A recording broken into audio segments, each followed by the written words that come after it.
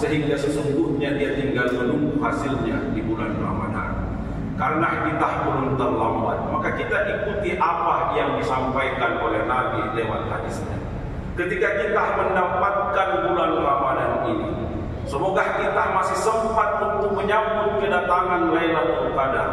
Maka kata Rasulullah SAW, ada 4 yang harus Anda lakukan ketika Anda mendapatkan bulan Ramadan tersebut. Haslatani tardawna bihima rabbukum. 2 yang pertama, kalau Anda kerjakan, maka Allah akan ridha kepadamu. Yang pertama adalah antashhadu alla ilaha illallah. Maka pada bulan Ramadan ini, maka tempatnya untuk kita kembali mempermantap pemahaman kita tentang keimanan kita, memperbaharui keimanan kita, seperti yang disampaikan Rasulullah, jadidu imanakum sa'at fasa'ah.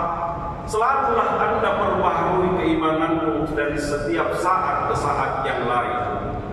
Qalu kaifa nujaddidu imanana ya Rasulullah? Bagaimana kami memperbaharui iman kami? Kata Rasulullah, faqulu wa faksiru min qawli la ilaha illallah. Perbanyaklah Anda selalu menyebut la ilaha illallah. La ilaha illallah dimulai dengan kata la nafi namanya. La yang meniadakan segala yang lainnya. Kalau Anda mantap imannya, kalau kita sadar dan paham bahwasanya tidak ada tempat bergantung selain Allah Subhanahu wa taala, menafikan semua tempat bergantung dan bersandar selain Allah Subhanahu wa taala, kadang kita tidak sadar jamaah tarawih yang dimuliakan Allah. Kita mengatakan la ilaha illallah, tapi kita masih cari tempat bergantung selain Allah Subhanahu wa taala. Kadang kita mengucapkan la ilaha illallah, tapi kadang kita tidak reda terhadap apa ketetapan Allah yang diberikan atas kita. Oleh karenanya, dengan kalimat la ilaha illallah, kita nafikan semua tempat bergantung itu. Kita nafikan semua tempat yang bisa memberikan pertolongan kepada kita. Oleh karenanya, kita mulai dengan kata la, tidak ada yang lain kecuali kepadamu ya Allah kami memohon pertolongan. Itulah yang harus kita permantap, itu yang harus kita permantap. Karena banyak di antara kita melakukan hal-hal yang disangkahnya baik, disangkahnya adalah suatu ibadah yang dilakukan, tetapi sebenarnya dia memperturutkan hawa nafsunya. Ulama banyak berkata, bagaimana Anda melakukan umrah berkali-kali, sementara di samping kiri kananmu adalah orang-orang yang membutuhkan pertolonganmu. Itulah salah satu orang yang disindir oleh Al-Quran. Ara'aita alladziina manittaza ilahahu hawahu. Anda akan mendapatkan orang yang mengambil Tuhan nafsunya sebagai Tuhannya.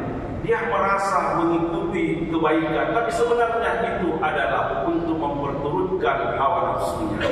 Jamaah tarawih yang dimuliakan oleh Allah Subhanahu wa taala, Ramadan ini tempatnya untuk kita kembali mempermantap keimanan kita kepada Allah Subhanahu wa taala, bahwasanya hanya kepadamu ya Allah kami meminta, hanya kepadamu ya Allah kami bergantung, dan semua ketetapanmu atas kami terima ya Allah dengan ridha darimu.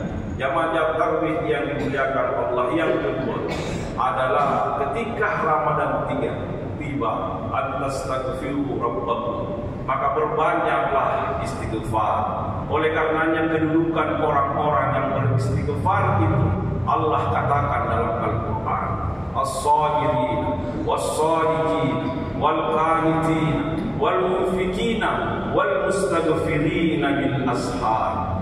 Bagi orang-orang yang punya kedudukan yang sama di hari kemudian nanti adalah orang-orang yang sabar, orang-orang yang jujur, orang-orang yang selalu taat kepada Allah Subhanahu wa taala, orang-orang yang menginfakkan hartanya di jalan Allah Subhanahu wa taala, dan orang-orang orang yang selalu beristighfar. Di mana tempat istighfar?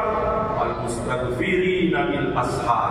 Ketika dia beristighfar pada waktu-waktu dia bangun sahur. Inilah kedudukan yang diberikan Allah Subhanahu wa taala bagi orang yang beristighfar.